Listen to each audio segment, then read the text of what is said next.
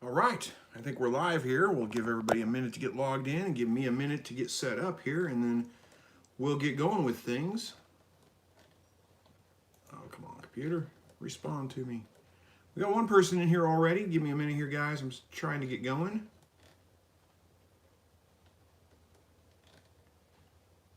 But it's going to take me just a second. Good evening, whoever's out there. While I'm getting set up here, I'll go through my, oh, look at that, Outside in Georgia and Jesse Enslin. All right, let me get set up here. While we're doing that, I'll go through the disclaimers I go through every week here just to let you guys know if this is your first time here. This is a weekly live broadcast. I do this pretty much every week, every Thursday evening, 7 o'clock Central Time. I don't have a topic planned. I just try to answer as many of the chat questions and comments and things that come up here. So be respectful. That's all I ask. I don't want to have to boot anybody out if they're rude, if they start giving, this is a family-friendly show. So remember we got kids in here too. So just keep that in mind. So what else was I going to say here? Again, no topic planned. I just do my best to answer all the comments that come in here. So let's get to it. Outside in Georgia here says moved 11 quail to outside pen. This is my first batch ever. Loosely following your methods and trying to improve to get closer to your methods. Thanks. It is so fun. Well, thank you so much for the kind comments there. And 11 quail outside, your first batch ever. Congratulations on your first batch of quail. Hopefully they're doing very, very well. Isabella is here. Good evening. And Jesse, hello to you. Jay Likes Jam, hello. Anthony Orr, hello to you. Rhonda, Heidi, and West Virginia Mountaineer, hello to you guys. I'm doing well, thank you. Where we at? Kinfolk Farm of Georgia. Isabella says, wait, you're live streaming on summer. Yeah, I plan to do this, like I said, pretty much every week. Sometimes life gets in the way and I just can't make it. We do have a vacation coming up, but that's not till September, so I probably won't make it that week, but I'll give you guys plenty of heads up that week. And sometimes, like a couple of weeks ago, we had a storm come through, took the internet out for a day. I couldn't, a couple of days actually, I couldn't live stream them, but pretty much every week. Joshua says, hi, how should I raise Coturnix quail? Wow, that's a big question. I can't answer all those questions. Can't give you the whole rundown in here, but I have a ton of videos that will address pretty much any topic that you want to see. If you have specific questions on, something specific, ask them in here, and I will do my best to answer them, but I can't just give you a whole rundown of how to raise quail. They're not that hard, though. Look back on my homepage. You'll see a whole list of Coturnix quail. You can look through those videos. You can find just pretty much any topic you want to have addressed is pretty much addressed in there. But again, if you have a specific question, ask it. Let me know. I'll do my best to answer it. Where is it? Berrien Acres, I think it is. Anthony Orr says, is it all right to eat a quail with a prolapsed bottom? Yeah, that's fine. I mean, assuming there's not like huge infections or any of that kind of stuff, you didn't let it go too long. Otherwise, it's fine. It's not going to hurt the meat at all. Heidi says hi to Isabella. Kinfolk Farm says hi to Georgia. Outside in Georgia. There we go. I'll get it right eventually. And William Chapman from Alabama is here. West Virginia Mountaineer says my New Zealand Red had 5 kits this week. Congratulations. That's a pretty decent sized litter. So far, my baby rabbits are doing just fine. There's 9 of them right now. Haven't lost any of them. They're a little over 2 weeks old.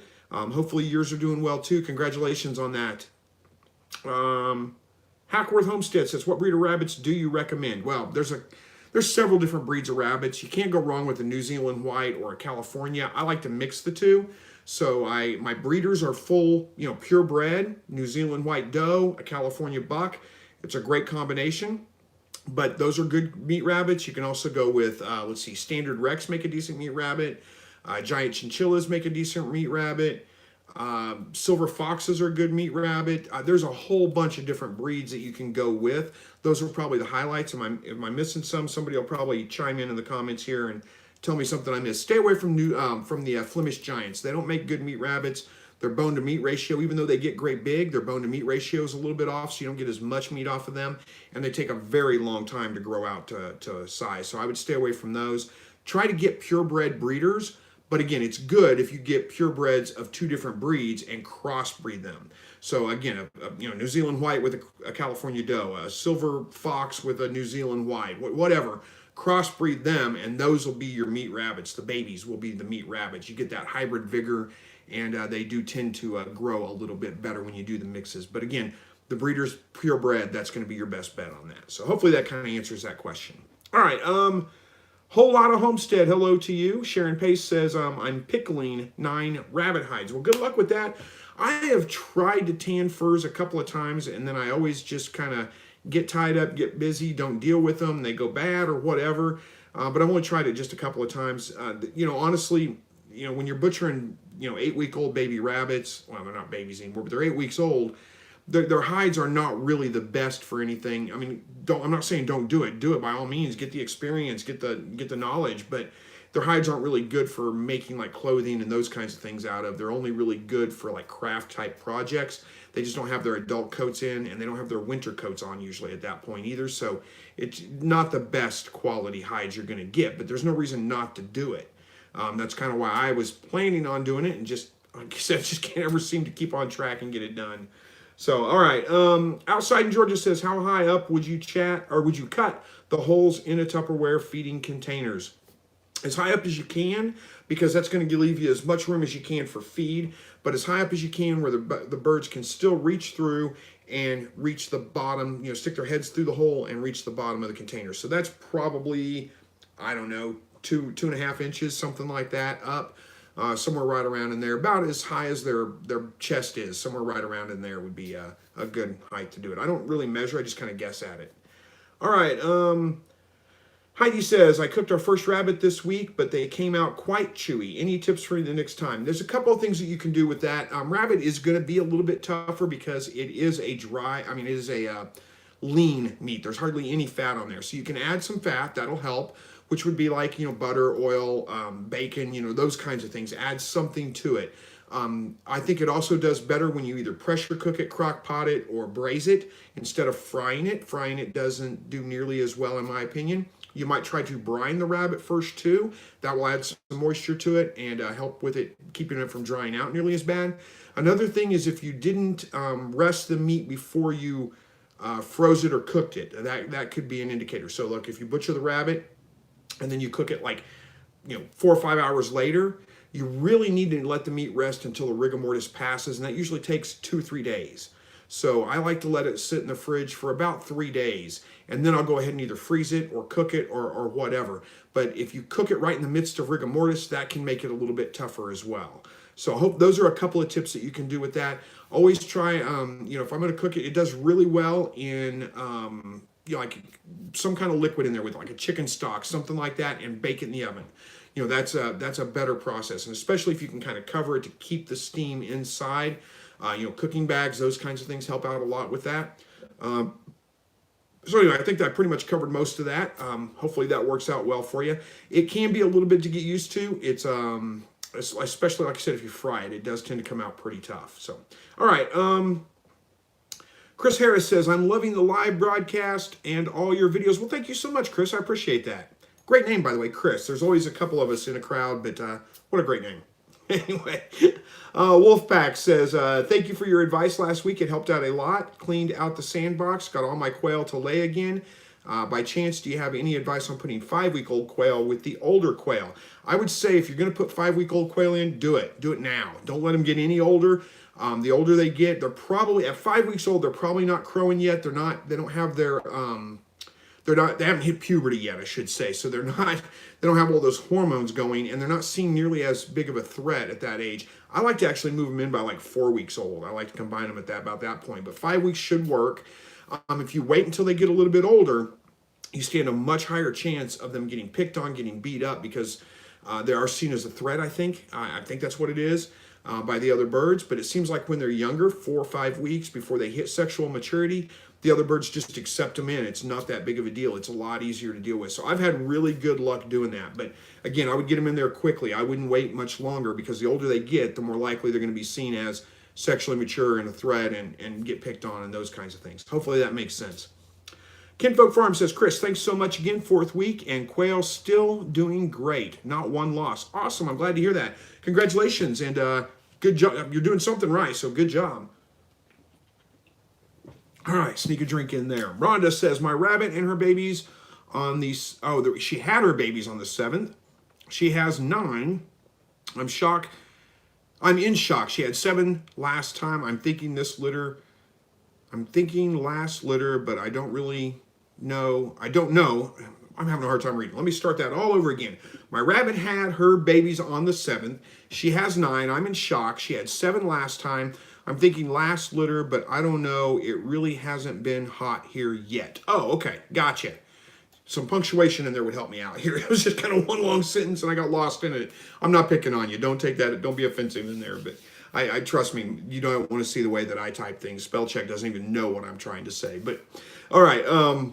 Where was I going with that? Okay. So congratulations on the 9 babies. That's a great litter. That's how many I had with my last litter. That's a nice big litter. So if you're doing something right there, the good quality rabbit. Congratulations on that.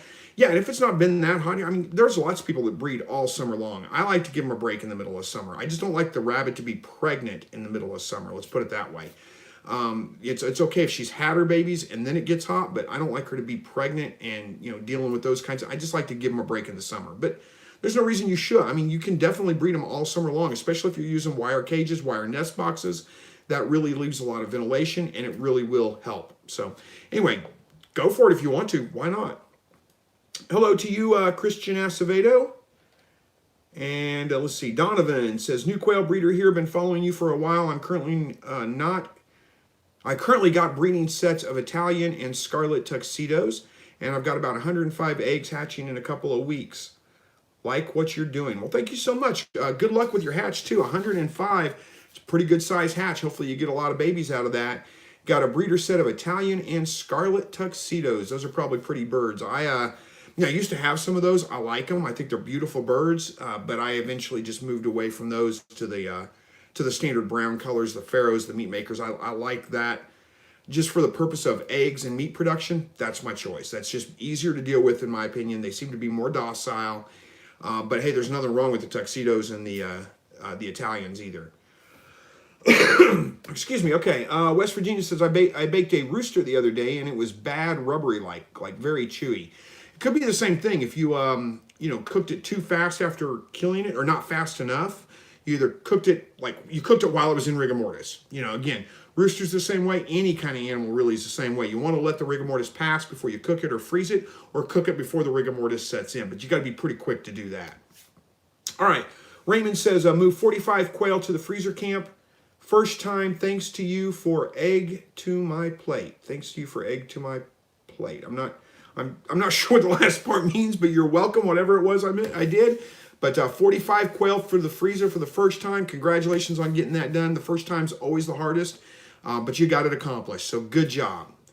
Isabella says, how do you peel quail eggs? Very carefully. It's kind of what I do with them is I kind of smack them on the counter and roll them around a little bit, kind of crush the shell up, and then or the shell itself, kind of break it up all the way around. And then I start at the fat end of it and just kind of grab, there's usually a little bit of an air sac right there, so you can kind of pinch that, break through, and then try to get a hold of that membrane and peel it all the way around. Sometimes you can get it to peel all the way around and just come off in one big piece. But it's a little bit of work. I don't know. I think that membrane in there is tricky to get off. You just gotta work at it. You just gotta do it. It's not as bad as it seems. But all right. West Virginia Mountaineer says, what did I do wrong? Did I miss a comment from you, West Virginia? I'm sorry. Oh, what did I do wrong talking about the rooster? I think I probably answered that, hopefully. I mean, if not, leave me a comment down below.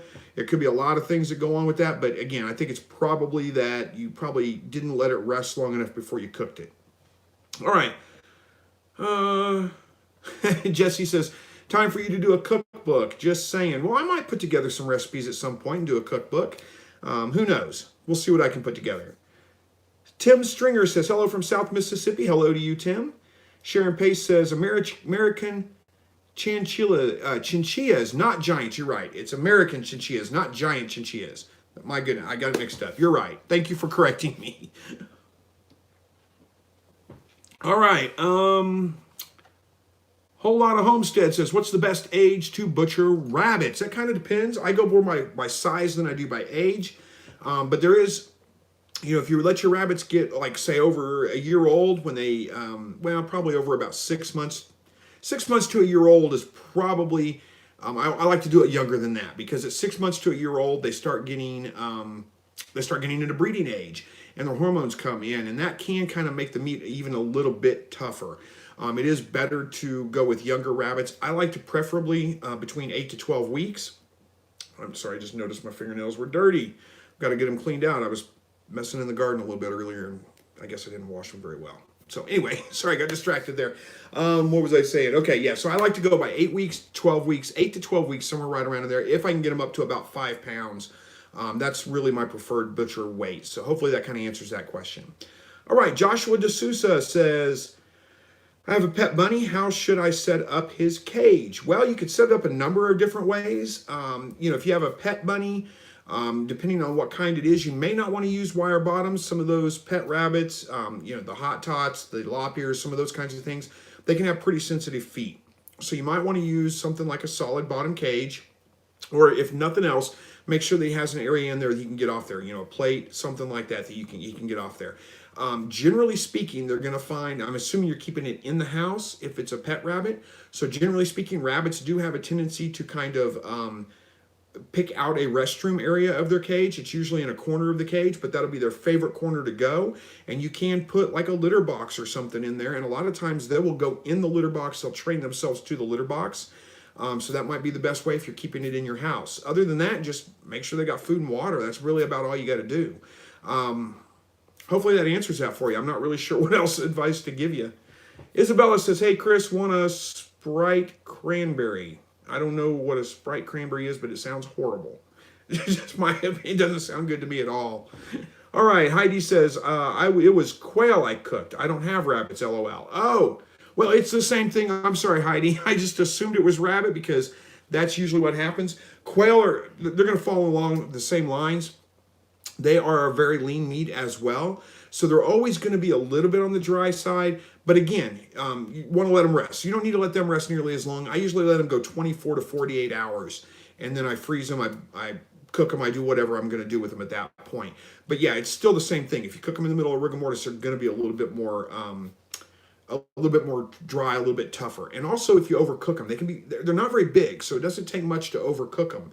You can actually cook them a little bit more on the, I don't want to say rare side, but a little bit almost undercooked as opposed to overcooked, and they're going to be just fine. They're still going to be a dark color inside. It's going to be a little bit weird if you're not used to cooking, things that, if you're used to cooking chicken because you want chicken well done, you don't have to worry about it as much with quail. You don't want it raw, but you can cook it just more on the mid-rare type end of it. I would take it off if you're using a thermometer. Take it out when it hits about 150, 155 degrees. It's going to continue cooking for just a few more minutes, but it usually only takes about 15 minutes or so to cook a bird. They're at about, I think they do best cooked hot and high. So that's, 400 degrees for 15 minutes, something like that, hot and fast. Again, they don't do bad fried. I've fried them in a pan before. They're not bad, but they are going to be a little bit tougher than what you're used to with like a chicken or something like that. Think of this as a dark meat, but not a juicy dark meat. So it's just the way it is. Again, brining it will help. You might brine it for 6 to 8 hours. You might be able to go overnight. I wouldn't go much longer than that with a bird that small, but brining it will help. Again, cooking it with some liquids. Baking it, wrapping it with bacon. They do really, really well wrapped with bacon. They're very, very good. So those are a couple of suggestions for that. Hopefully that helps. All right, William says, had 5 Bob White born, lost one yesterday. He was very aggressive, so I'm okay with his loss. Yeah, I don't blame you. Congratulations on your Bob White hatch. I know those can be a little bit trickier to hatch, so good job. You did well. All right, Kinfolk Farm says, Chris, I love how every live vlog you have a new weapon in view. We love hunting over here. Do I have a weapon in view over here today? Oh, my bow over there in the corner. Yeah, honestly, I'll tell you guys a story about that bow real quick. I never got good with that. I just never practiced enough, never used it enough. That was my dad's bow, and when he died, I got it kind of gifted to me. It's incredibly old, 1970s probably. So it doesn't even have sights on it or anything like that. I've shot it a few times, but I never got good with it. I'm not really a bow hunter. But I just hang on to it. Every couple of years I'll take it out and shoot it a little bit. But I'm not a bow expert at all. But anyway, glad you liked it. I have most of my guns are in a cabinet in the other room, but I have a few. So, all right. Lori says, Lori Hobble says, evening, Chris. Good evening to you. Thanks for joining. Lauren says, hey, love watching your videos. Well, thank you so much. I appreciate that. And Jesse says, trying to find a breeder close to start American chinchilla rabbits. I think it's chinchilla actually, but I call it chinchilla for probably because I've been studying Spanish and I see double L's as a yeah sound. Trying to find a breeder close. I don't know any breeders of American chinchilla rabbits. It's just a, I mean, I see them every once in a while, but I don't know anybody that's a breeder. So it might be a good breed to get into. I did have an American chinchilla once, and the rabbits were great. Adorable baby bunny. I mean, just adorable. It was really hard to process them, but they are a great meat rabbit. Actually, they had a pretty good amount of meat on them. So yeah, it's probably a good one to get into. All right, Rhonda says her first litter she had 4, and second she was 7. So I really didn't expect it. I wouldn't want her to be pregnant in the heat. I wouldn't want to be pregnant in the heat. That's for sure. LOL. Yeah. I don't know. I mean, I can't say that I can relate to it because I've never been pregnant, much less in the heat. But I can imagine that it would be kind of miserable. That's why I give my rabbits a break. Plus, they just, I mean, I breed them all winter long. So it's good. I want to take some time off of the year. Let them have a break. Might as well do it in the hot part of summer. Honestly, I don't feel like dealing with them most of the time in the hot part of summer anyway. So it's easier that way. Tracy says, hi, Chris. My first home hatched quail are 6 weeks old now. Is 5 girls and 2 boys a good ratio? It's not a bad ratio. It's pretty decent. I really usually go with 1 rooster for every 5 hens, but it's good to have a backup rooster. So as long as your females are not getting overbred, and you'll know if they are if they're getting completely scalped. Now, it's common for them. They're going to lose some feathers on the back of their head when they get bred. I mean, that's normal. It doesn't matter how many roosters, how few roosters you have. But if it's just completely like starting to get bloody back there, like that may be that they're getting overbred and that may be too many roosters. But I would try it out because I think it's always good to have an extra rooster just in case something happens to one of your roosters. And by the way, congratulations on your hatch. 6 weeks old now. Good job. You're doing something right. All right. April says, new to your videos. Love them. My son has jumbo Coturnix quail getting lots of eggs. Best way to cook them. Well, I think we just kind of ran through some of that, but thank you very much for the kind comments, by the way, and thanks for coming in and joining the live broadcast. But as far as cooking them, I think I covered a few of those. Wrapping them in bacon, you can't go wrong. I've cut the breast off. There's really not much to them but breast. I mean, I know some people like the legs. To me, there's not enough meat on them to hardly work with. Sometimes I will take the legs, cover them with some like Cavender's, which is like a Greek seasoning. I don't know if you have it where you're at or not. It's kind of a local thing. But Cavender's Greek seasoning, bake them in the oven like you would like a hot wing or something like that. But to me, it's just a nibble that's on them. So it's hardly worth doing, but you can do it. But I've cut the breast meat off the bone, and where it's boneless completely, you end up with 2 breast halves. And, just kind of fried them in some oil, some bacon grease. Bacon grease is my preference. And then make like quesadillas out of them like you would a chicken quesadilla. You can do them a lot of the ways that you can do chicken. Just remember they're going to cook a lot faster. They're small. There's not much to them. So there's a whole bunch of them. But, another way that's really good, everybody always likes it when I do this, is I cut the breast off the bone, lay that down. I'll put, you can do this a couple of different ways. One way, some blue cheese down inside there, kind of fold it over, wrap it with a piece of bacon. And I always kind of cook my bacon for, like, I throw it in the oven for a little while, not until it's completely done, but where it's getting close to being done. That way it doesn't, that way you don't end up with raw bacon because the quail cooks so much faster. Anyway, wrap that piece of bacon around there. You don't even need a whole piece, like a half a piece probably. And then brush that down with some like Frank Red Hot, some hot wing sauce, something like that. That's really, really good. They're just a little bit more than bite size, but not much. Make little poppers out of them. They're really good. I've done that with, like I said, blue cheese and Red Hot. I've done that with, I did with some cheddar cheese. Oh, I did it with some jalapeno and barbecue sauce one time. Put some jalapeno down in the middle, wrapped them, and did it with some barbecue sauce. That was pretty good.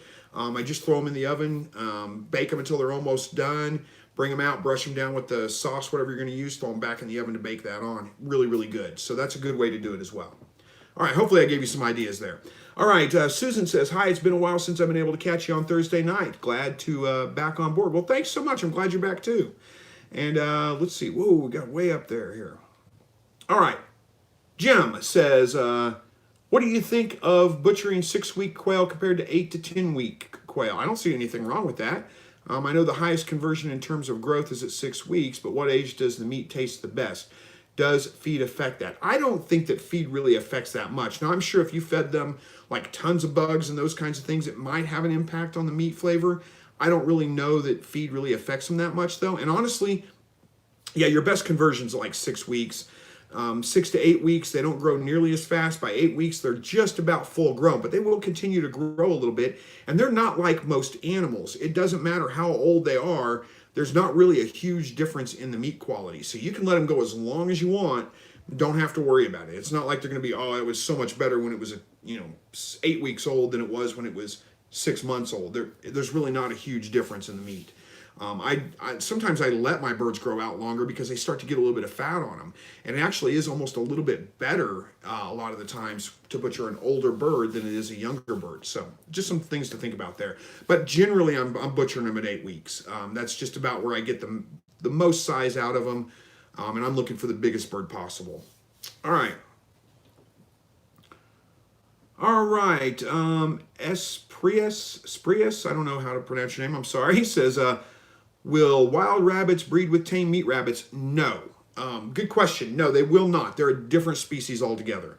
So, I mean, they might try to breed, but they won't produce offspring. If they did, they'd be sterile like a mule or something like that. But no, they will not breed with them. All right. Raymond says, I have followed you from the time I got my quails up to now. Well, thank you so much, Raymond. I appreciate that. Bouvier Aaron says, my new bunny mom just had a big litter. It was 10. Wow, that is a big litter. For her first litter, she went from super friendly to chasing and biting me. Will she get nice again? Probably when she doesn't have babies around anymore. Yeah, my doe is almost exactly like that. Just super aggressive when she's got babies in the cage. Now, when she doesn't have babies in the cage, when they're grown up and moved off, she's calm as can be. No problems handling her. But when you got babies in there, you don't stick your hand in that cage. She will take it off. I mean, she is super aggressive when she's got babies in there. All right. Kelly says, is it possible to have a quail and rabbit set up completely indoors? Sure. That is what I would like to do, but I'm stalling, seeing no one actually doing it. The mess, the space, etc. I don't want to wait to move. You can do it completely indoors, but yes, it's going to be messy, and you're going to have to clean out cages like every day, every other day. Probably you're going to have some kind of trace. Now, one thing I will tell you about rabbits, I just got, it looks like a super chat. It's 200 some kind of, this is from Lars. From Lars, thank you so much for that. I don't know how much money that comes out to. $200, and it's not dollars, it's DKK. I don't remember what that is. We had that discussion last week. Thank you so much, though. I appreciate that. So very kind of you. You're going to make me memorize that and remember the conversion rates and all that kind of stuff. So, oh, it looks like it's telling me about $30. Good grief, that's very generous. Thank you very much. All right, so quail completely indoors. What was I going to say? Oh, I know what it was. Excuse me. Let me grab a drink real quick. All right, so the things that you're going to worry about with rabbits indoors is in their cages, you're going to want to make sure you put up some kind of urine guard, because rabbits don't just urinate down, they urinate outward. So you're going to want something around the edges, and then make urine guards for them. They're like a piece of metal that's about this high, goes around the cage to kind of stop that from happening, let it go down there. So that would be something you're going to want to watch out for. I would also put up maybe some black plastic, some tarps, something like that on the walls around there, just to make sure you keep that place clean, especially if you're renting a house. But yes, you can definitely do it inside. It's going to be a little bit dusty. You're going to want to make sure you have ventilation, and you're going to have to clean quite frequently, probably every day, every other day, empty trays. Now, I will tell you something. Both with rabbits and with quail, the droppings themselves don't smell much as long as you can keep them dry. So if you can rig up something that lets with the quail, it's not an issue. They don't urinate necessarily. But with the rabbits, if you could rig up some way to let the urine drain off, like if you had a fine wire mesh with another tray underneath it that would catch the droppings but let the urine drop through, that's going to cut down on your smell a lot more than if you just have a tray that catches everything. Hopefully that kind of makes sense. And again, empty it out every day or two, and you can probably get away with it just fine. Hopefully I gave you some ideas with that. All right. Jim says, do males versus female quails make a difference? You're talking about with eating them? Not that I've noticed. It's hard to tell much of a difference between them, really. I mean, they're pretty identical. All right, Rhonda says, right, I agree with cookbook idea. I'll see what I can do, guys. I'll try to put something together. I'm not the best at writing books and writing plans and those kinds of things, but maybe I can get a cookbook put together. All right, Isabella says, I gotta go. I want to play with my bunny. Well, have fun. Hopefully you have a good time. All right. Is that Josue? Josue? I don't know if I'm pronouncing your name right. Josue Joyce. So I'm guessing that's French, and I don't know how to pronounce French names, so I may be getting it wrong completely. Says, I have a question. Ask it, and I will do my best. Oh, it's Haiti, from Haiti. There we go. Ask your question. I'll do my best to get to it. Give me a second. I'll get to it. Quail says, is that Quail? Quail Benner, I think. Hello from Maine. Can I keep a couple of quail with 8 or 10 females together in a 6-foot by 2-foot cage, or do I need to break them down to 1 male to 4 to 5 female groups? So you want to keep a couple of males with 8 to 10 females together in a 6. Yeah, you can do that for sure. With 10 females, I'd go with probably 2, maybe 3 roosters, just so you have an extra one if something happens. But they'll do just fine in a 6 by 2 foot cage. There's no reason to break them up into groups. Keep them all together is fine. And you can figure kind of about 1 bird per square foot, 12 square feet right there. So you got plenty of room. You're doing just fine with that ratio. That would work out great. All right. Rhonda says, I have 2 Holland Lops, and the older one loves her shelf. There we go. She has an area in the back to get off the mesh, but she really loves to sit on her shelf that is above the mesh. Okay, great. And I'm not an expert on Holland Lops, so if you guys have Holland Lop questions, Rhonda might be the person to ask about that. Lauren says, how old does a rabbit have to be before you breed them? Depends a little bit on the breed, but generally with meat rabbits, your silver fox, your Californias, your New Zealands, your standard Rexes, any of those, about 6 months old is I wouldn't breed them any sooner than that. That's about the age. Now, some of your giant breeds, like your Flemish Giant and all those, you probably should wait till they get closer to about a year old. All right, Josue, if I'm pronouncing it right now, I don't know how to pronounce your name. I'm sorry, I'm getting it wrong. It says, what do you do when a doe does put fur to give birth? I faced that situation twice this month. I think you're asking me, what do you do? Okay, yeah, does not put fur. Yeah, when a doe does not pull fur. Well, it depends. Now, if it's summertime, it may not be a big deal. As long as you've got plenty of other bedding material in there. I put lots of straw in the bedding, the nesting box. They burrow down into the straw. They're going to probably stay warm. Usually speaking, though, when a doe gives birth, if she doesn't pull fur herself, which is kind of rare, but if she doesn't, the dewlap under her neck, the hormones make that fur very loose. You can grab it and kind of pull it out. So it's pretty easy to pull, and you can try that and put that over it. You can also use something like cotton batting, like you would stuff a pillow with. Make sure it's cotton. Don't use synthetic. You don't want them chewing on that kind of stuff. But you could use any of those kinds of things to kind of cover them up with. Though that would be the best suggestions that I have for that. Again, if it's summertime, you may not have to worry about it too much. If it's warm outside, it doesn't get below, too cold at night, you're probably okay without it. Just make sure you have plenty of other bedding material in there for them. I use straw. That works out great for me. Hopefully that answers that for you, and good luck with it. All right. Jesse says, all this cooking just solidifies my slightly rednecked cookbook mention. Yep. I may have to do that, guys. I'll see what I can work on. So Heidi says, thank you for the advice. You're absolutely welcome, Heidi. Hopefully it helps. Timothy says, hi, I learned a lot from you, bro. Thanks. Well, you're absolutely welcome. Thank you for watching the videos and for joining the live broadcast. Random Fandom says, I'm doing my first incubation run. Any tips? I dropped it a couple of inches. Everything got bounced, but stayed in the cups. Did I mess it up? Probably not. You're probably fine. As long as you didn't drop it like, the day they're hatching out, they're probably just fine. I wouldn't worry about it too much. Tips, boy, there's a lot of them. But the most common thing, the basic things are watch your temperature. The temperature is the most important thing when it comes to hatching your eggs. If you're using a forced air incubator, you want it at 99.5. Hopefully it's reading accurate. If it's not, there may not be a whole lot you can do at this point, but just trust it and let it go. You really don't need to worry about humidity too much, but don't stress over it too much. It's not that important for the first 14 days. When they go into lockdown, you do need to bump it up a little bit, but you don't want it to go over about 75%. So you need to keep it below 70% even at lockdown. And before lockdown, I would keep it below 60%. Try to keep it 50 to 60%. But if it's dropping down in the high 40s, don't worry about it. It's okay. It's not that big of a deal. You just need to bump it up a little bit at lockdown. Once you go into lockdown, don't open the incubator until the birds have hatched. I say the birds have hatched. Till 24, 48 hours at least from the time the first bird hatched. You want them all to be dry and fluffy. And again, don't just go open it up as soon as they're dry and fluffy. Wait 48 hours. That's probably the best. And then you can get the dried birds out at that point. If you open the incubator earlier than that, you stand a chance of birds that maybe have pipped the shell, have cracked it, but they haven't hatched yet. And that rush of cool air and dry air coming into the incubator can shrink wrap them in their eggs, cause them not to hatch. If you wait the 48 hours, most of the birds are going to hatch by that time. Take them out, add some more water. The trays in the bottom if you need to during this time of year. I do need to in mine usually because it's usually starting to dry up by that point. Add some more water, close it back up, and leave it for another couple of days. Usually you'll have more birds hatch out the next day and the next day after that. And usually the hatch takes four or 5 days total. So you can get a couple of extra birds hatching out the next days after that. Hopefully that helps. All right.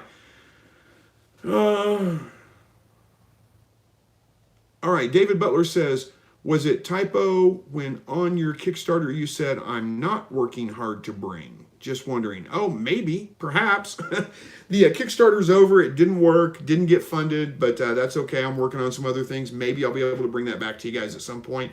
It was probably a typo. I make plenty of them. That's one of the reasons I do videos and not blogging. So it's actually kind of hard for me to sit down and write things. I have plenty of ideas. It just... I make plenty of typos and things. It's not good. So, all right. Conscious Living Homestead says, hello, Chris. Any tips for incubating without an egg turner?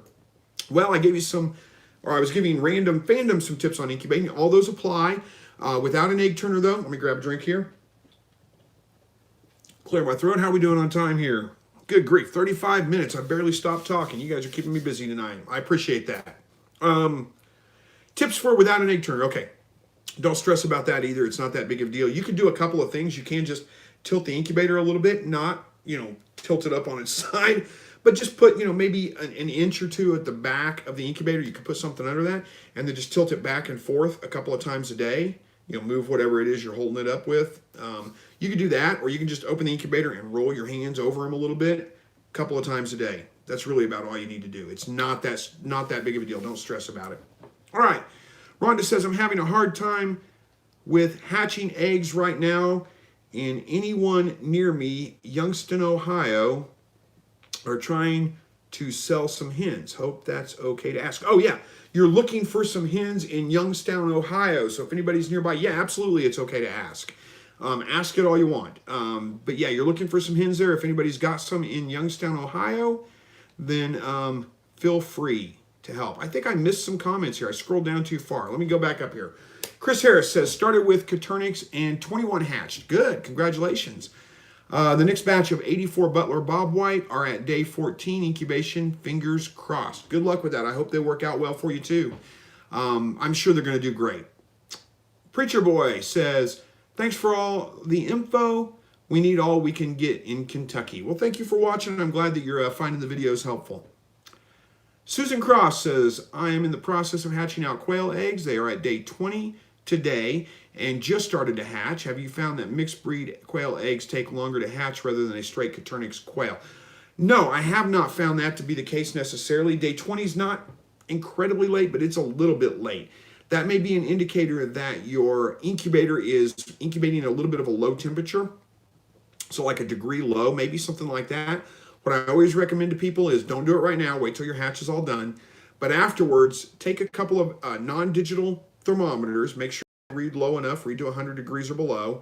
Calibrate them first to make sure they're accurate. And I always say get two. Put those in your incubator, turn it on, let it get up to temp, and verify that it's reading the temperature correctly. It could be off just a little bit. That's not uncommon at all.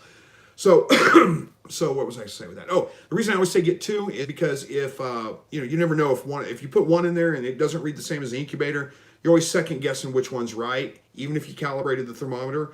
So if you put two in there and any two of the three read the same, you can pretty much bet that's the temperature, and that's what you're going to go with. So hopefully that makes sense. That's what I would look at doing though. All right, William says, Chris, I find yourself watering or self-want. Okay, if you find yourself wanting, there we go, wanting to get into archery, let me know. I am by some point. All right. Lady Two Chains says, I heard wild rabbits shouldn't be killed this time of year because of possible worms. Well, really, the common wisdom is you don't eat rabbits, and it may be different in Texas, but here it's you don't eat rabbits in a month that doesn't have an R in it. So you don't do it in June, July, August. You can do it in September and October. But it's also, you don't eat wild until after the first frost. Because there is, and it's not really worms that you're worried about necessarily. If you're going to cook it, that's not an issue anyway. And most of the time, the worms are in the intestines, not in the meat itself. There are other worms that can get into there, but the real concern is coccidiosis, basically. It's rabbit fever. That's what they talk about with that. I don't know that it's a major concern. Check the liver. If it looks fine, it's probably okay. But still, just because, being a country boy here growing up, you just didn't do it. I've always been told that, so I'm a little bit leery. In fact, it just feels weird to shoot and eat any mammal in the summertime. It just doesn't seem right. It seems like that should be fall and wintertime stuff. You hunt, stock the freezer up. In the summer, go fishing, catch fish, eat fresh fish, those things. But that's just my opinion on it. All right.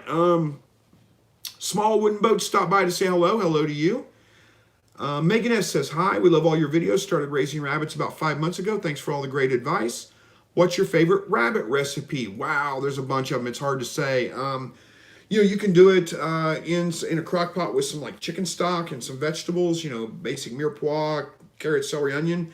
It turns out great that way. And then you can just shred it up and you can use it like a number of different things. Make enchiladas out of it, make, like a chicken salad type thing out of it. Use it any way you would use shredded chicken. It does really, really well that way. One of my favorites, easy recipes, super simple, is get one of those McCormick bag-in seasonings for chicken. It's got the seasoning packet and the bag, and you just add chicken and vegetables to it. And follow the directions. Just use rabbit instead of chicken. It comes out pretty good in there too. That's pretty easy. What else is a good way to cook rabbit? Smoked. Can't go wrong with smoked rabbit. It's very, very good. There's a bunch of them. I don't know that I can pick my favorite one, but hopefully that gives you a couple of ideas. All right, Rhonda says, I used to do it both quail and rabbits indoors and loved having them inside, but I honestly feel like they have a better life outside, but I understand that's not always an option. Well, I don't know. I mean, I think it depends, really. I don't think they're going to have a bad life inside. I have a better life with them outside just because it's less work. But, as far as them, I think they'd probably be happy either way. All right, Tracy says, I got my quails indoor just now. Susan Cross, trust me, you don't want quails indoor once the roos start crowing. Well, there is that too. They will calm down after a while, but when they first hit, 8 weeks old and start crowing, they crow nonstop all the time, all night long, all the time. But they calm down after a bit. Give them a couple of weeks and they'll calm down a little bit. They'll still crow from time to time, but not nearly as much. All right, Sharon's got a good suggestion here. For indoor rabbits, I use equine pine pellets from Tractor Supply. Very good suggestion, thank you. Brad Smith is here. Hello to you, Brad. All right, William Safford says, I finally made it to, it has been buffering for 33 minutes. Oh my gosh, I'm so sorry. I don't know that that's anything I can do to help out, but I wish there was. Thanks for sticking around. Thanks for joining. All right, where are we at here? Itchatuckney Creek Kennels says Itchatuckney here. Itchatuckney, there we go. Here to show support. Thank you so much. I appreciate it. Rhonda Snare says, I don't know about being an expert on Holland Lops, LOL. She won't even get pregnant for me. I did buy a baby Holland Lop, and she's very protective over her, so I'm hopeful that will help with getting her pregnant. It might give her some mothering instincts. Are you sure she's not spayed? If you bought her from a pet store, there's a chance that she might be. I don't know. Joshua says, everyone subscribe to the best YouTuber, Slightly Rednecked. Well, thank you so much for the kind comments. I appreciate that. Rhonda says, I bought a baby as a friend for her because she was upset when I took her friend away to breed her and put her in her own cage. You could tell she was depressed. Interesting. Yeah, if they've been bonded with another rabbit, sometimes they do need to have that companionship. But all right. All right, it says, Jim says you should try streaming from your phone 1 week. That way you can show your quails, rabbits, and garden to everyone live. There's also an IRL streaming section on Twitch TV. Some YouTubers stream on both. I may have to look that look that up. Twitch TV, huh? Twitch.tv. I'm not familiar with that really, but I may have to look that up. I am actually streaming from my phone right now. I use my phone every week to stream. It's just easier. It's just convenient. Seems to work pretty well. I have taken you guys on a trip for a little while. The problem I have is I stream for an hour, so it kind of eats the battery up. And if I don't have it fully charged, I don't know that I can keep going for an hour. But what do we got here? We got 15, 20 minutes. Well, I probably won't do it tonight. We got a lot of questions to answer here. But yeah, I'll try to do that at some point. We'll go around live and look at the quail, the garden, those things. I think I can probably do that. All right, Joanne says, you can do a few carton and Leon it on it. Well, you can do a few carton and lean. Oh, got it. You're talking about hatching the eggs without an egg turner. You can put them in a carton, an egg carton, lean it on its side a little bit. That's a good suggestion as well. And you would just rotate it back and forth. That's your turner, basically. All right. Jesse says, first hatch in a little giant and lost most of my chicks by opening too soon. As Chris says on lockdown, don't open before 48 hours after first hatch. I'm sorry to hear that, Jesse. It does happen, but don't stress. You learn the lesson. You're not going to do it again. You're going to have a much better hatch the next time. Hello to you, Boris. All right. Heidi Stuber, I think. Yep. I've already talked to you a couple times. You think I'd remember the name? Says, our incubator is in a storage building that stays pretty warm and humid, so I feel okay opening it during lockdown. It's not a huge temperature change for sure. Well, I mean, just a little bit. It doesn't take much, honestly. But if it's working for you, keep doing it. Why not? All right. To live is to suffer says, how do you feel about Flemish Giant Rex rabbits? I don't like Flemish Giants that much. Not for a meat rabbit. I mean, they're an interesting rabbit. There's nothing wrong with them, but I don't think they make good meat rabbits. Crossing with a Rex, I'm not sure how that would work, but I personally just stay away from anything that says Flemish Giant. They're all over the place. My opinion, their bone to meat ratio is not that good. You don't get as much meat off them. They take longer to grow out to size. They're just a lot more feed. To me, they don't make a good meat rabbit. That's just my opinion. All right, Jesse says, lost about 20 quail by opening early to help one. I know better for the second hatch on the 22nd. Yep, and you're best off not trying to help them most of the time. It's very rare that actually does any good and actually helps them out. But like you said, you learned. You'll know better going forward. And I don't blame you for trying. It's that I know what it feels like. I see that, and I want to help that bird out. It's an instinct. You just want to do it, but it doesn't usually work. All right, William says, I think they are mixing colors, not mixing bob whites with California quail. I'm not sure. Did I miss a comment maybe? I'm not sure what that was in reference to exactly, but I don't believe you can mix bob whites with California. They're different species. They shouldn't crossbreed. But anyway, Rhonda says, I love the roos crowing. They just have a bigger hutch outside. That's why I feel they're happier outside. Well, that makes sense. If you have a bigger hutch outside, then it might be more comfortable for them. All right. Lady to Change says, thank you for answering my questions. The wild rabbits are tearing some stuff up, and I have to kill them. Oh, if I have to kill them, I would want to respect my kill. Yeah, I don't blame you at all for that. But you know what? Tearing stuff up, I mean, if they're doing enough damage where it's really impacting like your garden food that you're going to be eating, those kinds of things, they're probably not. They're probably a little overcrowded. And, that's a justification enough for me to thin them out a little bit. If you don't want to do that, I don't blame you. I like to be respectful of that too. I don't just kill things for no reason at all. But that would be a justification enough. You might also check with your conservation department. You may be able to trap them, like live trap them. My conservation department will lend me traps for free. Trap them and then take them to a conservation area or something like that to let them go. Don't let them go like in somebody else's yard. Let them go like out in the middle of the woods or something like that. That might help. All right, William says, nothing you can do to help with the buffering. It's my location and weather. Well, I'm sorry you're having those problems. Thanks for hanging in there with us, though. All right, Susan says, we just had a spell of 100+ days. Have you found any tricks to helping outdoor quail stay cool in the heat? I've never noticed them really having that many problems with the heat. The thing I always recommend is try to place their hutch in an area where there's no direct sun on it, under tree cover, something like that, to where it's not just the shade of the hutch, but the shade that's above the whole hutch is in the shade. That will help a lot.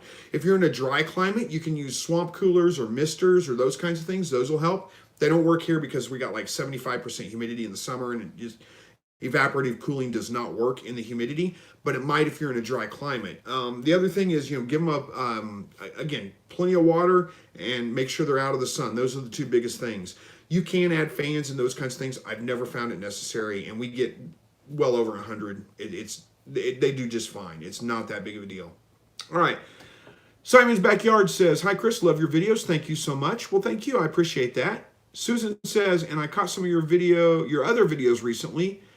Weed adaptament by torch. Oh, weed control by torch. Yes, which my husband loves. And dog training. Thanks. Great ideas. Well, thank you so much for that. Yeah, I've got a weed torch that hooks up to a propane tank that you can take around and just burn off the weeds and stuff. It works pretty well. I mean, it's great. It works for multiple things. I use it on, to de-ice the driveway in the wintertime. I use it for, mostly killing weeds on the fence lines instead of having to weed eat. It's a pretty neat investment. I like it a lot. All right, Wanda Snare says, my Holland Lop had 1 litter of 6 and none of them made it, and the other 2 times nothing. I honestly didn't expect her to be so protective of the baby, but I am thinking now maybe I will give her maybe now it will give her the mother. Maybe now, I think what you're saying, maybe now is it will get her to be a mother. Well, it could be, yeah. Sorry to hear that none of them made it the first time. That's not terribly uncommon. Yeah, I'll give her mothering instincts. There we go. I got the rest of it now. It's not that uncommon for, first-time moms to lose their babies whenever they have them. So it's just, like you said, and sometimes not be receptive the next time. So hopefully this does help. I don't think it'll hurt anyway. Sunny Reeves says, Farm Innovator 4250 versus Genesis 1588. Your thoughts? Let's see, the Genesis. I can't think of what they are right offhand. Either one of those are probably going to be good, but isn't the Genesis a Hovebator incubator? They get a really good reputation. I don't have personal experience with either one of them, but the Hovebator gets a really good reputation, and I think that would be the way I would go. All right, Jim says, there's battery cases you can get for pretty much any phone that will at triple your battery life. There you go. And it says you can buy them for under $20 on eBay. Interesting. I'll look into that and see what I can do.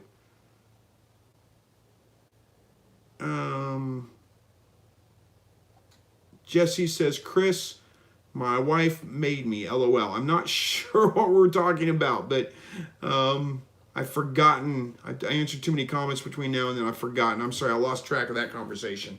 Rhonda says, I love my Flemish Giant Rabbit. Never had anything else to compare, but mine were mixed with a New Zealand. Well, hey, like I said, nothing wrong with that. If you want to do it, do it. I'm not judging you for it. It's just me personally, I don't like having them. Daniel says, do you think the Jumbo Brown and the Texas A&Ms taste the same? Yeah, pretty much the same. There's very little, if any, different between them. All right, To Live is to Suffer says, I ask because I've heard crossing with Rex rabbits causes them to grow out faster and take on the meat production of the Rex. It might. I've never tried it, so you might give it a try. Says, do you use your rabbits to fertilize your garden? Oh, yeah, absolutely. I throw the rabbit manure on everything that's planted, and it does a great job. Jim says, do you sell brooders along with the chicks? I assume a lot of people would probably end up killing them by not giving them heat. I don't sell, I don't usually sell chicks. Sometimes I do, but I don't sell brooder boxes along with them. It's not a terrible idea. It's just they're so easy to put together. I don't see the need to keep those on hand. But I do make sure if I'm going to sell chicks, I let people know they need to be in a brooder box. Most people around here know that. They're not buying chicks unless they have a brooder box set up at home anyway. But that's a great idea. All right, William says, you are missing Lauren Phelps' comments. Maybe you accidentally blocked her. Did I block Lauren Phelps? I didn't block anybody. But Lauren, if you're out there and I'm not seeing your comments, I don't know why. I've run into a few problems, and let me see what I can do here. Let me see if I've got... I cannot see anywhere where I can see a list of people that are blocked, but I haven't blocked anybody. So, Lauren, if we're missing your comments, I'm sorry. I don't know what's causing that. I'm really sorry. I wish I could get them. So somebody can copy and paste some of the questions and paste them in there, and I'll do my best to answer them that way.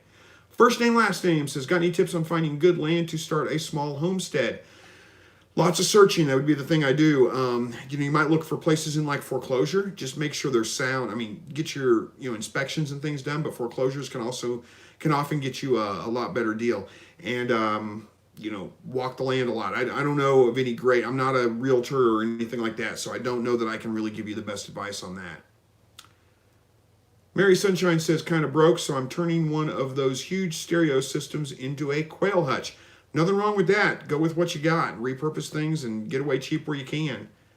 Sam Brooks says, hi, can Rex rabbits be good for meat? Yeah, standard Rexes make a good meat rabbit. The mini Rexes wouldn't be, of course, but standard Rexes are great. All right, where are we at on time? 5 minutes left.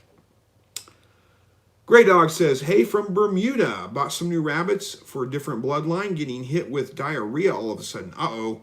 Fly strike hitting hard, lost another last night, probably another tonight. Just feeding, there's more to that, I feel, but I don't see it. There it is. Just feeding pellets now and vitamins in the water. Any ideas?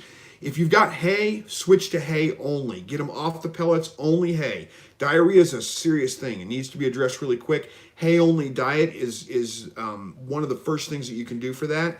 Make sure they have plenty of water so they don't get dehydrated. Once you clear that up, the fly strike will probably help a little bit and will kind of clear up a little bit. You might look at, I would get some, definitely like some fly tape, some fly traps, some of those kinds of things to hang up and try to get down the fly population a little bit. I don't know if you can get them in Bermuda or not, but let's see, you're in Bermuda. Yeah, I don't know if you can get them in Bermuda or not, but fly predators can help out a lot. They're basically like a little parasitic wasp that targets flies. You can get those, and that will help out a lot with the fly strike as well.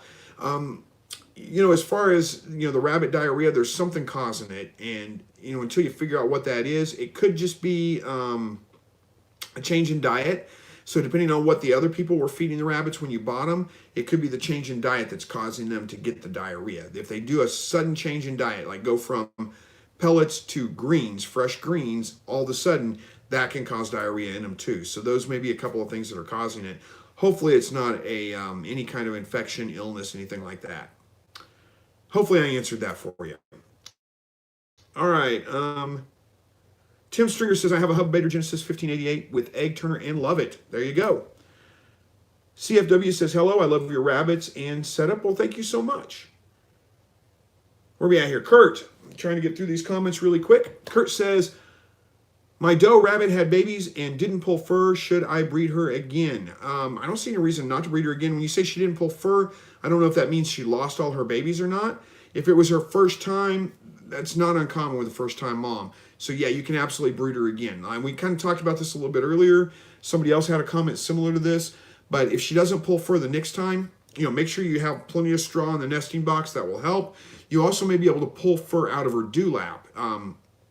When they have babies, the hormones cause that fur to loosen up, so it's real easy to pull. You should be able to pull fur out of there and kind of line the nest with that, or cover the babies up with that. Or you can use cotton batting. Again, don't use synthetic.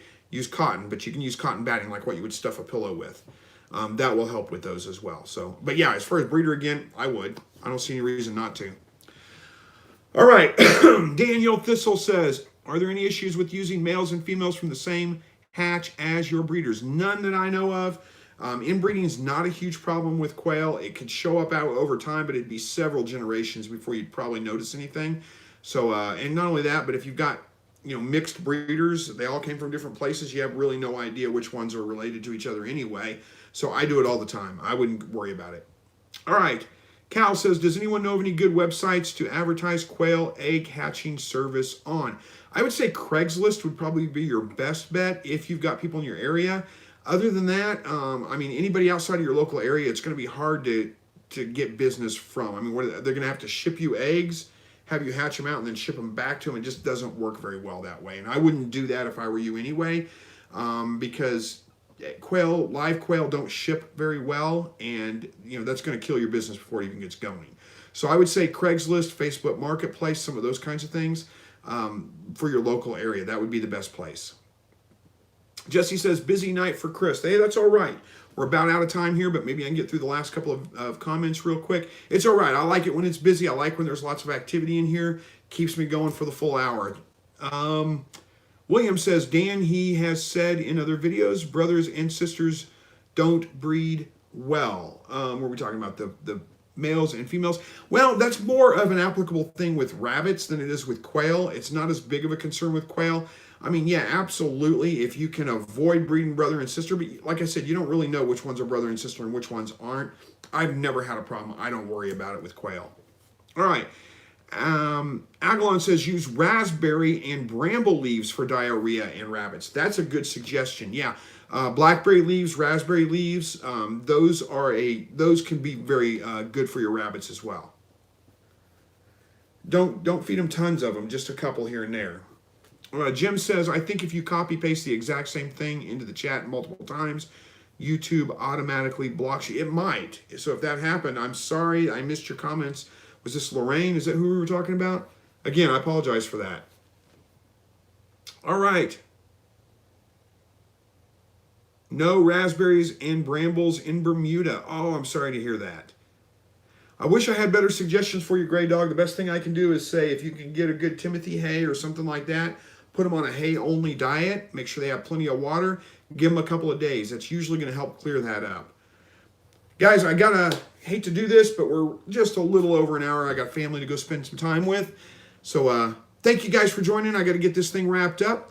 We will be back, barring any kind of catastrophes or anything, be back next Thursday night, 7 o'clock Central. Hope to see you all, guys.